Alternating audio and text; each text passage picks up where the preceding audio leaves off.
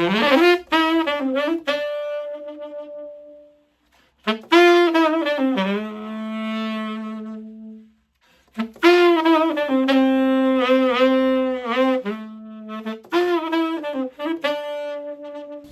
hello. You join me on a horrible, wet, windy day, so I can't busk or make any videos. So I'm feeling a bit useless, but I thought, no, I'm not going to put the day to waste. I'm going to record a video, and I thought I'd make a little tutorial. And one of my most popular song requests is Baker Street. So I thought, instead of me playing for people, I'm going to make a video of how to do it. Teach a fisherman to fish and they can collect fish. Wait, how does the phrase go?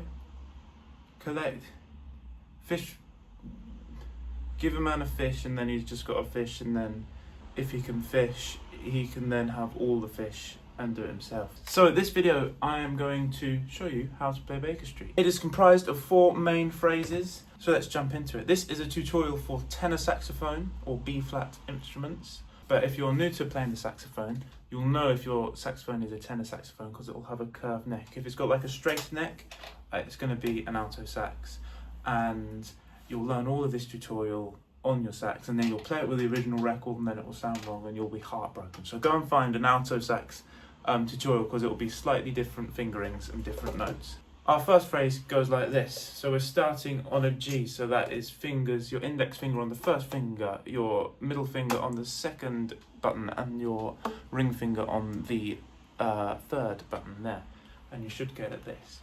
That is your first note. It is a G. Your next note will be another G, just the octave up. So we achieve that by adding this fella, our octave button, with our thumb. So we're going to play G, G, G, G, and that's all the change we're going to do. So we're going to play a G, add our octave key with our thumb, and those are our first 2 notes. Now in the original recording there is a glissando between those 2 notes, so that is a run of loads of notes up between the G and the octave. That's probably for more intermediate players, but if you're just beginning out, it sounds brilliant as it is, just the G and then the octave G. Or you could, to spice it up a little bit, you could play the G, but then instead of jumping straight up to the octave G, you could jump up to an F sharp, like this, with the octave key. So it will start like this. Sounds a bit wrong, but we're going to resolve it pretty much as soon as we finger it straight up. So we're going to play our F sharp, but kind of immediately flick up our middle finger in our right hand, like that. So boom, boom, boom, boom, yeah. So you'll play your bottom G, and then you'll play the F sharp, immediately flick it up to the G. If you'd like to learn about how to do the glissando between the 2 notes like this, stick around until the end of the video and I will teach you how. The next part after our G and the G octave is F sharp E D.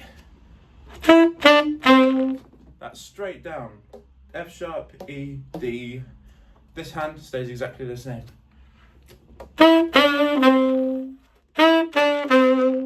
And then it goes on to E, F sharp, E. So putting all that together, it will go.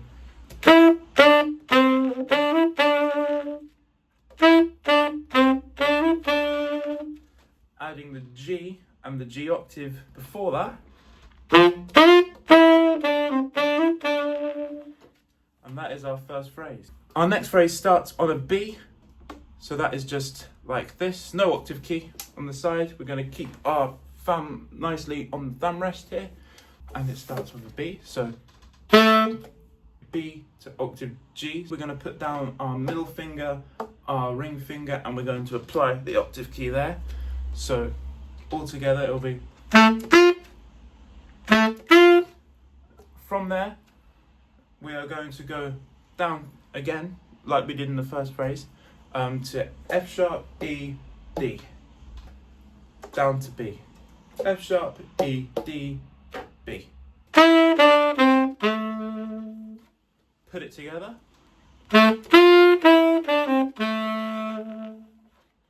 So let's put together the first two phrases, and this is what you should have.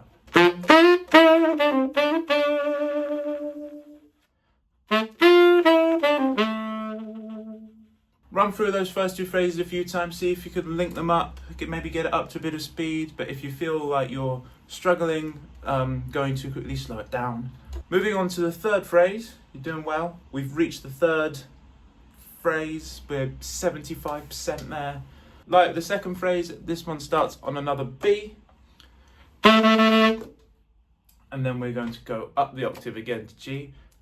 So very similar to the last phrase, which both had those two notes in the exact same order, so it's quite nice. In fact, the first four notes are the same. So, you've done that. You've already mastered nearly all of it. Well done. Incredible. You go from D, B, G, F sharp, E, D. Like that. Then you've got a load of Ds. So you're going to be playing D, D, D, D, D. D, D, D, D, D, 5 Ds. And you're going to be playing them in this rhythm. And then the very last note we're resolving down to a B. In the original recording, in fact I don't know about the original recording, maybe the original recording, but a lot of players like to use bends, or I think in the US you might call them swoops, or like bend, whatever. These, for more intermediate players, go on, put them in your playing. If you don't know how to do a bend or swoop, I will do a very, very basic definition of them. What you're basically doing is you're fingering your D, and you're kind of letting your bottom lip come off the reed a bit and go whoa, whoa, whoa. That makes sense? You can kind of see the muscles in my face. It's not all to do with the lip, it's also to do with the voicing in your the voicing in your throat and your whole embouchure in general. See, I was quite exaggerating it there. There's a bit to do with the lips. So you're bringing it off the reed and then on the reed, whoa, whoa, whoa. You're also kind of doing that in your throat. You're also going whoa, whoa, whoa a bit. You can incorporate those bends into the section where you're playing Ds. So it'll be like... So instead of tonguing, you can instead do bends to differentiate those notes, and it works quite well. So that is our third phrase. We put it all together. I'm just going to tongue those Ds instead of swooping them, or bending them. I don't know the word for it. I think it's bend. I use bend. I'm gonna tongue those Ds instead, but you can swoop them. I think that's what they do in the original record. I'm not sure. But this is it. This is the third phrase.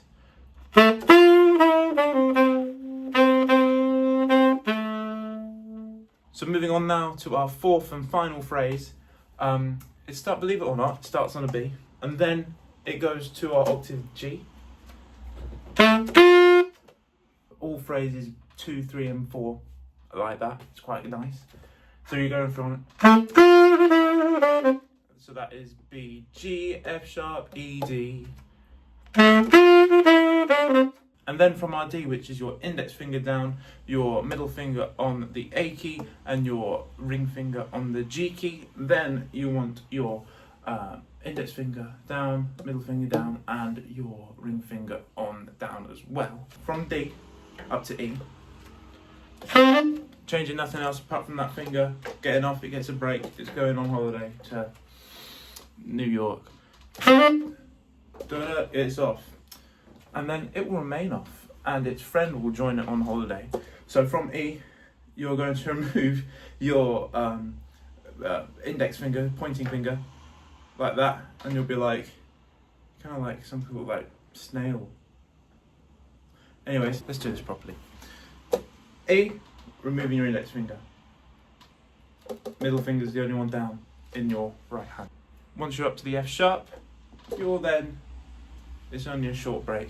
It's only like, a short getaway, because it's coming back. This one's gone for like a few weeks, This one is like day trip because it's going straight back down onto E. So going from E, F sharp, E. So that last phrase altogether would be. So phrases 3 and 4 together sound like this.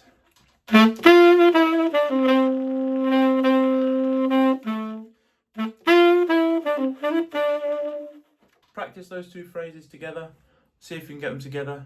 Now it's the bit where we join all phrases 1, 2, 3 and 4 together. So I'll play it a bit slower and this is what it sounds like all together.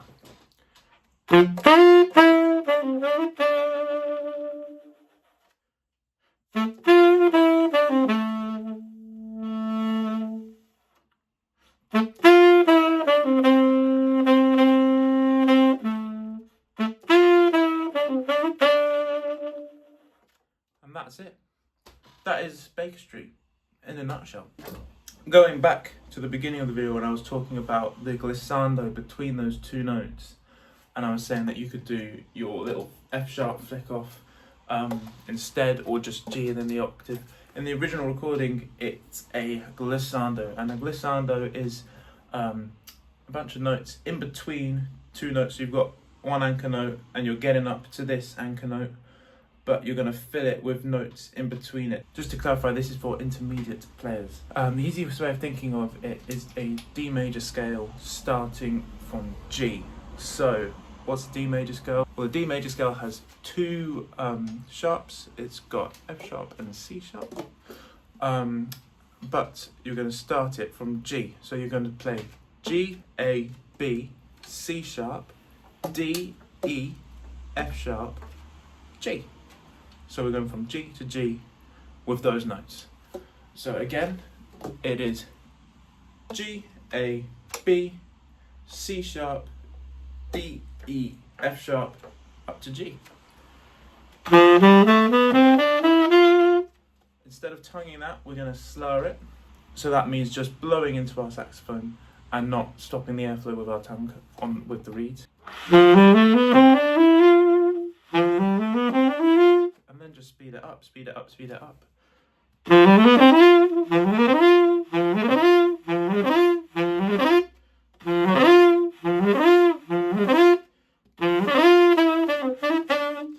You can also kind of involve a bend going on there, like I talked about earlier on. So you could start off.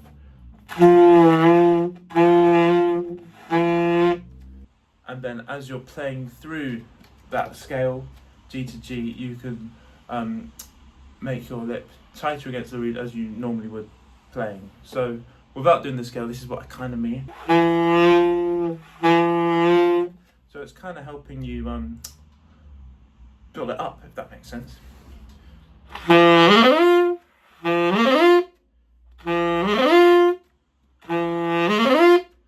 I'm guessing I'm using more air. It's increasing in volume. Just want to make sure that octave G is really proud and loud. But this is really not for beginners who've just started out. One day, enough practice, go for it. But just focus on getting those melodies right, getting the right notes down, getting your breath and support going, your diaphragm. But also just the G to the G octave sounds good. Or even if you could include that F sharp upwards. It sounds brilliant. You don't need to do that fancy. You don't need it. You don't need it. But that is how you play Baker Street, and a couple of extra things at the end of the video. Some little ornaments you can include in your playing. Thank you very much for watching this video. I've never made one of these videos before, so feedback is always welcome. Yes, thank you very much. Comment, like, subscribe. Bye.